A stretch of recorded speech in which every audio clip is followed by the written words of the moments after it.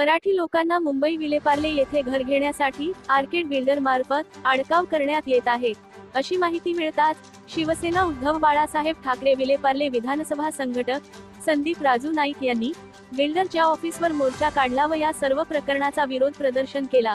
तसेच या विषयावर बिल्डरच्या व्यवस्थापनेकडे पत्रही देण्यात आले।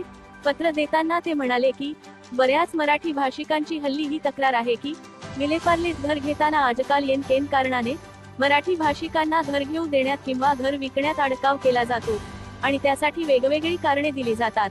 बरेचसे मराठी भाषिक आपल्या घरी काय शिजवून खातात यावर सुद्धा त्यांना घर विकणार की नाही या गोष्टी बिल्डर ठरवतात।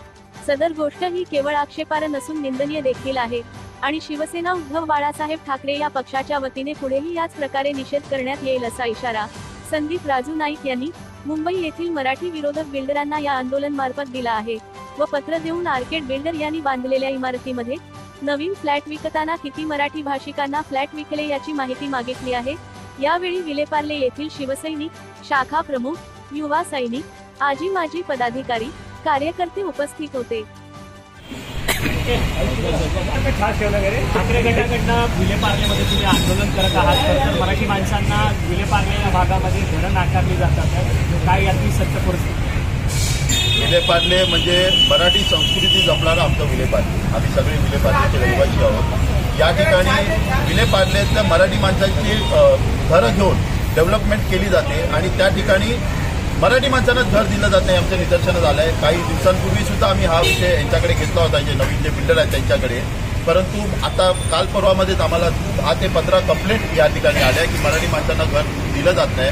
अगोदर आधी जर मराठी माणूस असेल तर त्याला सांगितलं जातं की घर अवेलेबल नाही आहे आणि एखादा जर समजा पहिला तर ती अट टाकली जाते नॉनव्हेज खाण्याची, नॉनव्हेज खातात का विचारलं जातं आणि जर नॉनव्हेज खाणारा जर नसेल त्याच्यानंतर त्याला आवाचा स्वभाव सांगितला जातो जेणेकरून त्यांनी घर या ठिकाणी घेऊ नये। म्हणजे ही सगळी पद्धत जी विलेपार्ल्यामध्ये चालू आहे त्याचा आम्हाला निषेध आहे आणि आम्ही शिवसेना उद्धव बाळासाहेब ठाकरे पक्षातर्फे आम्ही त्याचा तीव्र निषेध करतो। आता या आमच्या महिला आहेत, यांना सुद्धा कितीतरी दिवस एनओसी देत नव्हते, म्हणजे इथे घर मिळत नव्हतं, घर मिळाल्यानंतर एनओसी देत नव्हते का, तर या फक्त मराठी आहेत म्हणून।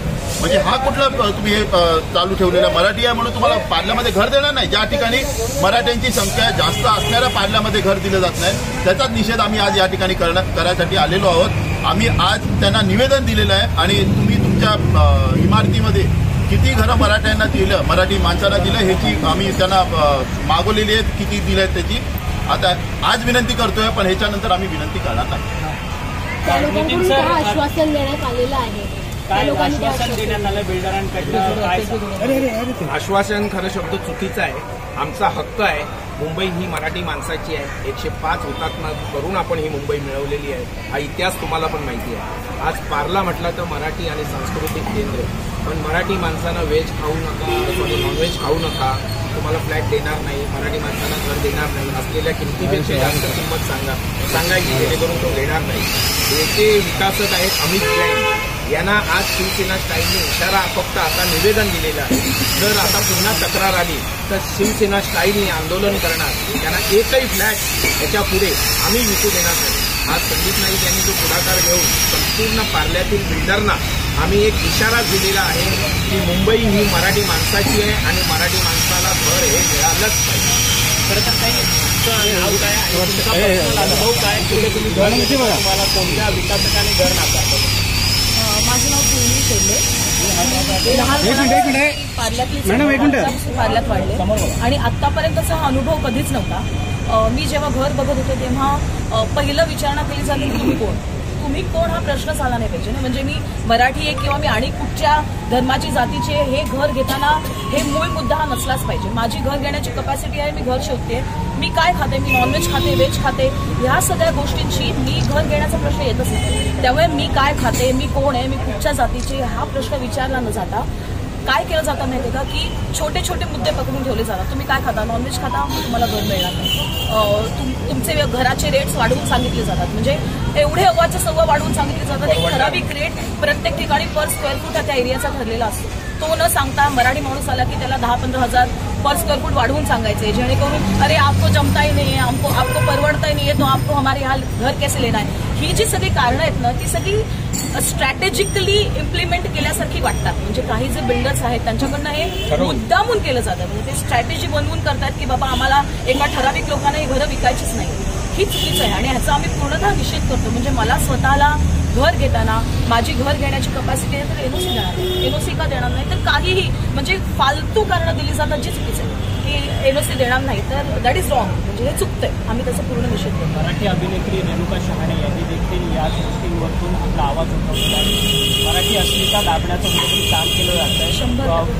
घाटकोपर या विभागामध्ये देखील काही महाविकास आघाडीचे कार्यकर्ते प्रचाराला गेलेले असताना गुजराती सोसायटीमध्ये त्यांना प्रचार करून दिला. माझं याच्यावर एकच म्हणणं आहे की प्रत्येकाचं मत हा प्रत्येकाचा वैयक्तिक अधिकार आहे.